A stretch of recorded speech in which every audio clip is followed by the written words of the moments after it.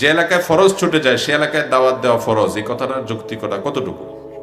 যেখানে ফরজ ছুটে যায়, একটা লোক ফরজ আদায় করে না বা কেউ ফরজ কাজ করে না, সেখানে তো সে ফরজের প্রতি আহ্বান করা অবশ্যই ফরজ হবে। কথা তো ঠিক আছে। টাকনুর নিচে কাপড় পরা কি জায়েজ? টাকনুর নিচে কাপড় পরা অবশ্যই জায়েজ মহিলাদের জন্য।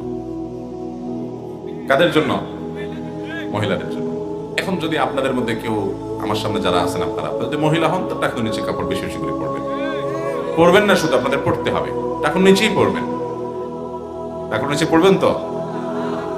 মহিলা হলে অবশ্যই টাকনুর নিচে পরবেন, আর পুরুষ হলে টাকনুর নিচে পরবেন। দেখেন এখন বিভিন্ন গবেষণা, অনেক আর্টিকেল আছে অনলাইনে, অথেন্টিক বিভিন্ন সোর্সের এই সমস্ত আর্টিকেলগুলো পাওয়া যায়। দেখবেন যে ছেলেরা তাদের উপর থেকে যে প্যান্ট পাজামা, আপনার জুব্বা জামা চাদর ইত্যাদি, এগুলো যদি টাকনুর নিচে চলে যায়, এগুলো ছেলেদের যৌন শক্তি কমিয়ে দেয়, নানা রকম স্বাস্থ্যগত দিক থেকে তাদেরকে দুর্বল করে, ক্ষতি হয়।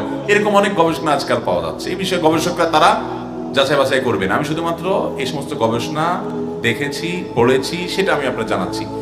সবচেয়ে বড় কথা হলো, গবেষণায় কি প্রমাণ হলো না হলো এটা বড় কথা না। আল্লাহ রাব্বুল আলামিন পুরুষের জন্য টাকনুর নিচে এই জাতীয় পোশাক আশাক পরাকে হারাম করেছেন। হারাম, এটা শুধু না সাধারণ না জায়েজ না, এটা হারাম, পরিষ্কার হারাম। যার কারণে এর মধ্যে পুরুষের ক্ষতি আছে, এতে কোনো সন্দেহ, দুনিয়া আখিরাতের ক্ষতি অবশ্যই আছে। ভাইরা আমার, এই জন্য টাকনুর নিচে পুরুষের প্যান্ট জুব্বা জামা লুঙ্গি এগুলো পরবেন না। নবী করিম সাল্লাল্লাহু আলাইহি ওয়াসাল্লাম বলেছেন, মা আসফালা মিনাল কাবাইনি ফাফিন নার।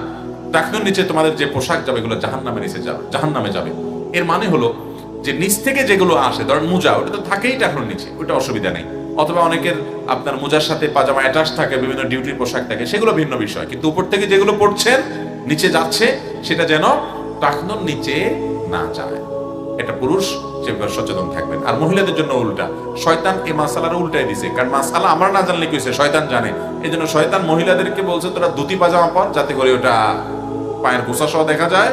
আর পুরুষকে বলছে তোরা এমন পাজামা পর, লুঙ্গি পর, যেটা টাকনুর নিচে চলে যায়। অনেক প্রবাসীরা আছে, বলে যে আমরা সৌদি আরব থাকি, সেখানকার বড় বড় জুব্বা পড়া হুজুররাও দেখি টাকনুর নিচে পড়ে। ওইগুলো হুজুর না, ওইগুলো সব মজুর। জুব্বা পড়লে কি হয় না হুজুর, এটা ওদের জাতীয় লিবাস। যে কাম করে সে যা দেখেন সিগারেটও খায়। তো যার কারণে এটা জায়েজ হতে পারে। সৌদি আরবের কোনো আলিম এই কাজ করেন না, বিদায় টাকনুর নিচে পোশাক পরবেন না ভাইরা আমার। এই জন্য সৎসাহস করতে, অনেক মানুষ আছে নামাজ কালাম পড়ে, টাকনুর নিচে প্যান্ট পরে, আবার মসজিদে গেলে নামাজের সময় দেখবেন গোসা আছে না অনেকে। এটা শুধু নামাজের সময় না, সবসময় কি করতে হবে, গোসাইতে